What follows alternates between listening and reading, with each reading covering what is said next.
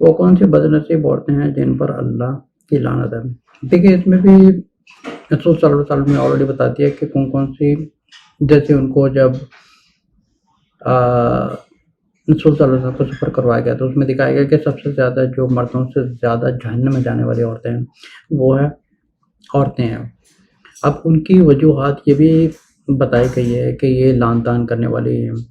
اور شوہر کی ناشکری ہیں۔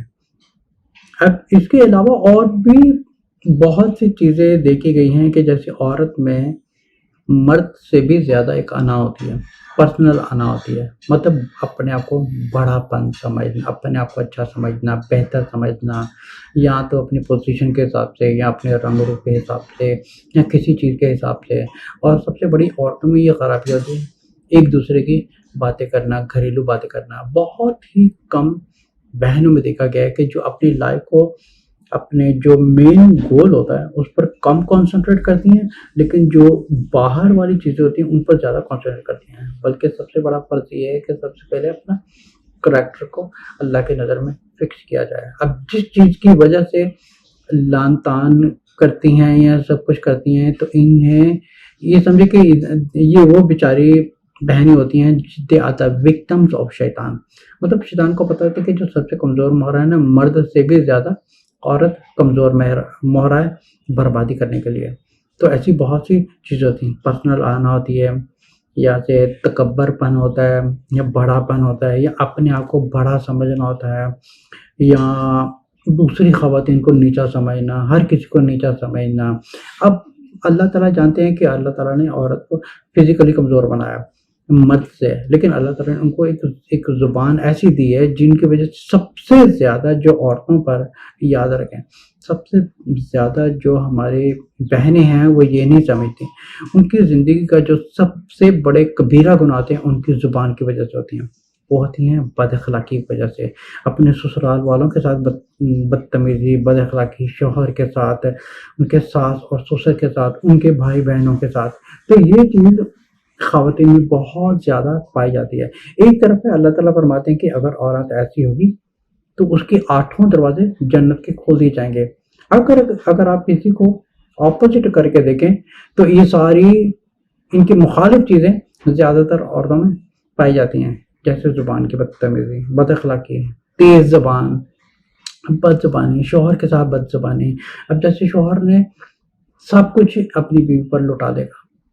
لیکن جو ہی اگر ایک چیز اس کو نصیب نہ ہو یا اس کو نہ ملے تو فوری طور پر کہہ دیتی ہے کہ آخر تم مجھے دیتے کیا ہو، کرتے کیا ہو تم میرے لیے۔ مطلب عورت ایک ایسی ہونی چاہیے جو اس رشتے کی بنیاد ہے وہ ہے اللہ پر۔ تو یہ نہ سوچ کہ میرا اللہ مجھ سے ناراض نہ ہو جائے کہ میں اپنے شوہر کا صرف دل دکھا دوں۔ تو ایسی بہت سی چیزیں ہوتی ہیں عورتوں کے اوپر، شیطان گھر بیٹھے ان کے اوپر ایک سمجھ کے ایک جہنم کے ذریعے بناتا رہتا ہے۔ اب وہ ایسی بیچاری عورتیں ان کو پتہ تک نہیں ہوتا، لیکن یہ کافی ایک لمبی سٹوری ہے کہ یہ عورتیں ایسے کیوں کرتی ہیں، کیونکہ ان کی جو بیک سے چین چلا رہا تھا یہ وہیں سے شروعات ہو رہی تھی کہ یہ ان کی ماں کرتی تھی، ان کی نانی کرتی تھی۔ تو انٹائر سسٹم ہی ایک ایسا ہے۔ تو ہماری بیچاری بہنوں سے ایک درخواست کی جاتی ہے کہ اگر آپ کو اللہ پر ایمان ہے، رسول صلی اللہ علیہ وسلم پر ایمان ہے، جنت اور دوزخ پر ایمان ہے، تو اپنے نفس شیطان پر کنٹرول رکھیں، اپنے شوہر کی عزت کریں، اور دیکھیں اگر آپ شوہر کی عزت کریں گی تو نیچرلی اللہ تعالیٰ آپ کے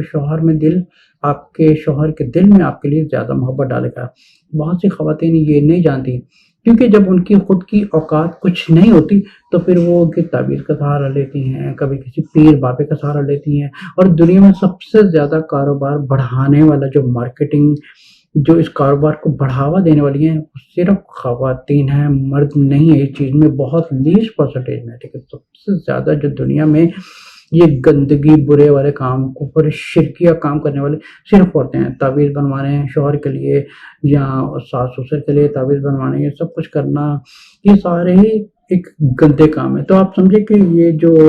مسئلہ ہے